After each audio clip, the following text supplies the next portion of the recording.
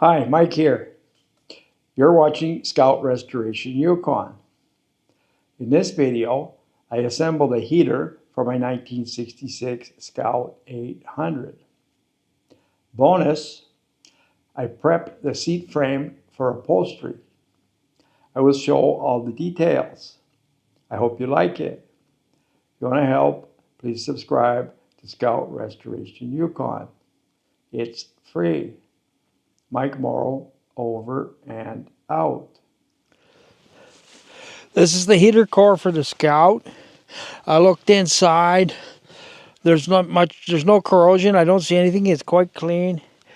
The tubes are open, clean looking. So what I'm going to do is I'm making a mixture 50-50 water and CLR. That's the CLR. I'm just going to pour them in here with the funnel, fill it up. Okay.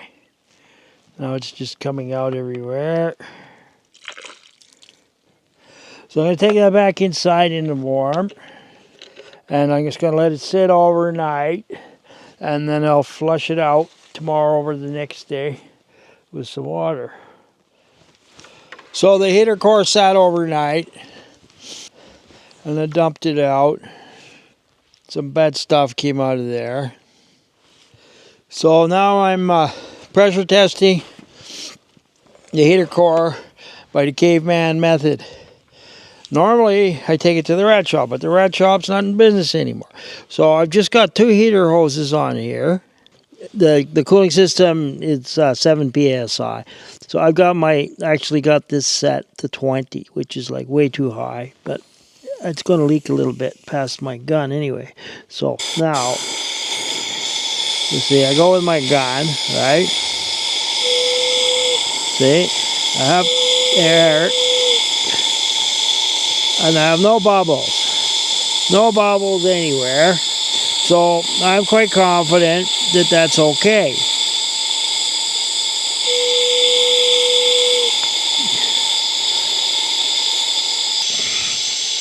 So I don't think it leaks.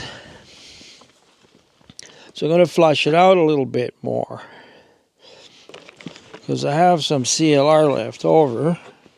And it's dirty stuff coming out of there. But I must admit, my water's not that clean either. So I'll go get some clean water. I'll put the rest of the CLR in there. And blowing it out until it comes out clean.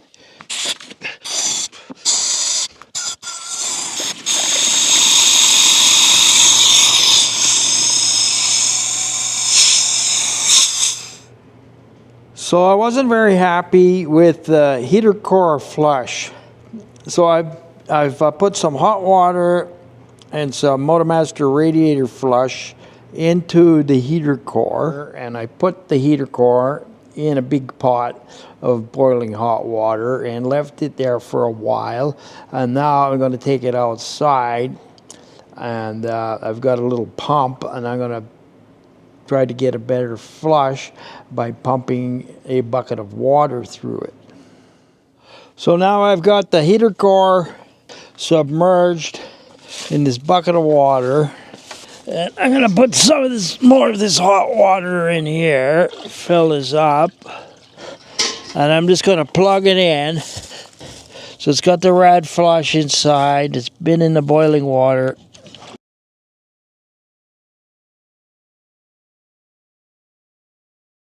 Right? So that seems to be flushing this out pretty well. Doing a good job of that. It's coming out clean. So I think I'm pretty happy with that now. It's kind of done. So this is the heater box. It goes on the passenger side on top of the inner fender. And this part here bolts onto the firewall on the opposite side to the duct for the defrost on the Scout. So it goes like that. The fan goes here. And you have two different hoses, 4.5-inch hoses. They go on here and here for the intake. Here's the heater core. Here's the cap for this end. So this just goes in here. There's two felts. So we have to make sure it goes into the felts. So the felts are in. So this will go through here like this. But first of all, we have a blend door.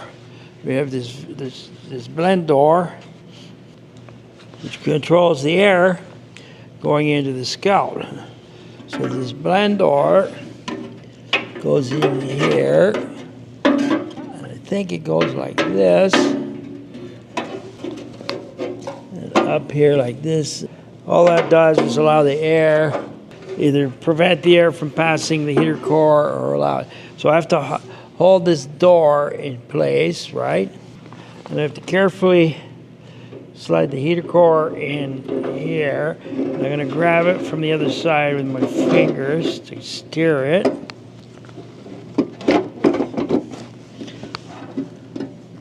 There. Let's try to start one screw here. That screw. Maybe I could start this one here too, would be better. Okay, so I've got two screws started. May as well tighten them. May as well just install all the screws. So now I can turn it. There. Turn that right around now. I have to put it on something. There. Let's put some more screws in. So you can see inside. There. Closed. Open. Closed. Open. So that's good to go. So that's bolted on. The fan's spinning. I can spin the fan with my finger. Everything's in place. This ground may be dodgy, and I don't care, because I'm going to run a little jumper ground from here to the firewall. There's a good ground on the firewall, not very far away. Because otherwise, I'm trying to conductivity through this. Too many variables. I'll just run a nice little ground wire. It'll be way better. So you can see these are Packard 56 connectors. So we've got two of these on the Scout. They're already there. They're the females. So we're going to need male connectors. So I'm crimping these two Packard 56 connectors. And there's a special crimping tool, but I don't have it. One done. The orange wire goes in the T. I call it the T. Okay, that one locked. There. Now they're both the same length. So that's done. Now I have to go put this one here on the Scout. Now the heater's ready to install on the Scout when the time comes. The fan is on. I tested the fan. The fan works good. I put new connectors and a new plug on here. I cleaned the heater core many times, flushed it, filled it up with CLR. This is the vent door, blend door, or air intake door, or whatever you want to call it. Everything else is fine. So this goes like this. This side goes against the fender. And so there's a short nipple like this here on the fender, and I need about, I don't know, 4 inches of 4.5 inch ducting, and then I need another 2 feet of 4.5 inch ducting here, and same thing on the other side on the other fender for the fresh air intake. And it's very hard to get. I cannot find this ducting anywhere. So it looks like I'm going to have to pay a lot of money and order it from International Parts America, because nobody else seems to have it. Anyway, That's as far as I'm going for now on the heater. Attention, fellow Scout enthusiasts. Thanks for watching. I hope that you're getting useful insights from my videos. If I can earn 1,000 subscribers, I will be able to create Scout videos for a long time. Please like and subscribe so that we can continue this journey for years to come. I will show all the details. Over and out. This is the passenger seat for the Scout. Padding has all been removed and the cushions have been removed, obviously, and is very rusty. So what I'm going to do is strip all of this down to bare metal. I already got quite a bit of rust off this just using a paint stripper disc. These seats came out of this 1967 Scout behind me. They're going to be going into my 1966 Scout 800. But I want to strip them down to bare metal. So I'm doing this part outside. It's the most dirty, dusty part, right? And after that, well, that's the first one. So I'm going to continue now stripping this. So I'll just going to show for a minute how it goes with the angle grinder. When I get the bulk of this off, I'll go inside and strip the rest of this with like smaller tools and get it all down to bare metal. So let's get to work. So of course I'm wearing goggles and ear protection and gloves.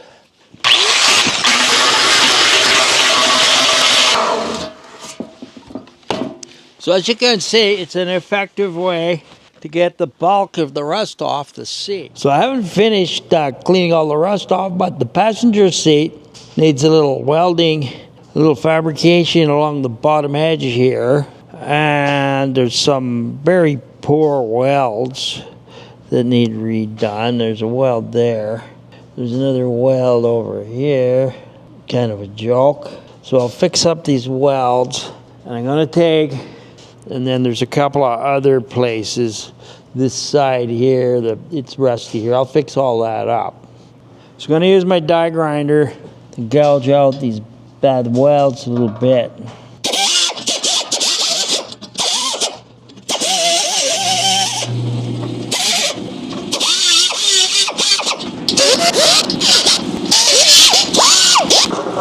Another one here, right here and here. I'll use my angle grinder on these ones, I think.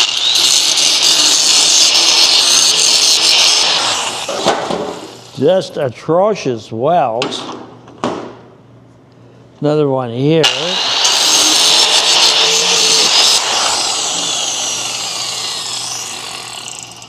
Still a lot of porosity in those welds. Another one here, another one here.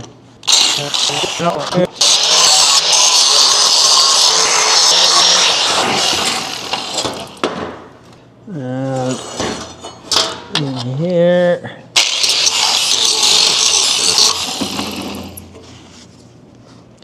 Just cleaning that up.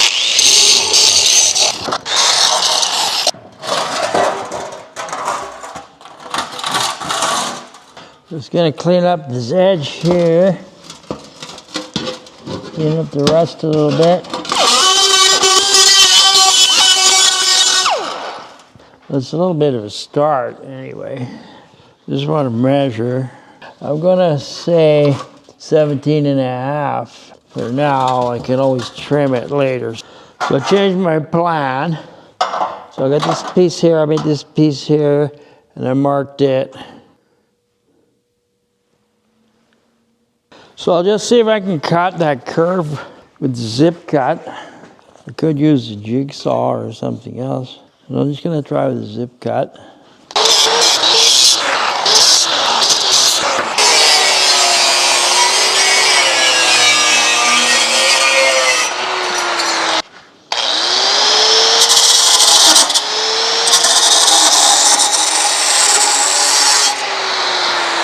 So I'm repairing the bottom edge of this seat that was rusty. So I formed this flat bar, got it just the right length and formed it and just tacked it in here. And then I've just got this little lip that I made that I'm going to tack in here. And it's really not that critical, but it's got to look decent. And that, I think that holds up the foam, you know. That helps to hold up the lips there for a reason, right? So I'm going to try tacking this piece in here. See how it goes. I'll just put lots of tacks, and some of them will be very good and some of them may not. I don't want to overdo it, because when you overdo it, you warp the metal. It'd be better if I put the ground right on the seat, of course. Even better if I put it right where I'm working. Take the clamps off and have a look. Yeah, that's pretty well exactly what I wanted. I'll just do a few more tacks. Put this here, maybe.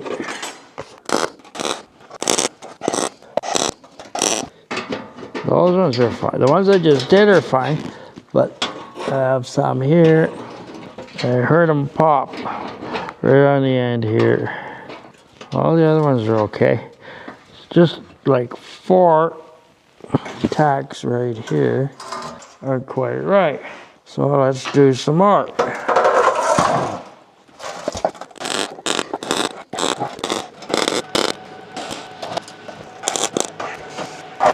That should be okay.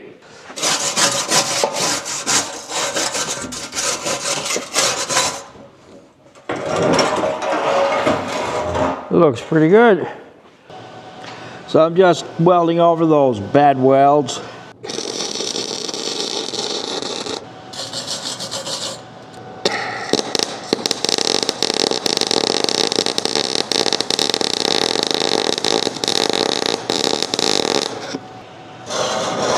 That's pretty good.